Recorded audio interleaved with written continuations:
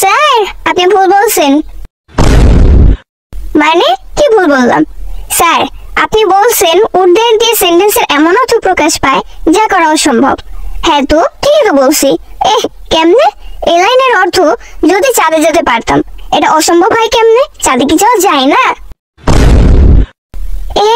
আরে এটার অর্থ এমন যে সেই কাজটা তোমার জন্য অসম্ভব, কিন্তু তুমি ভাবো যদি করতে পারতাম।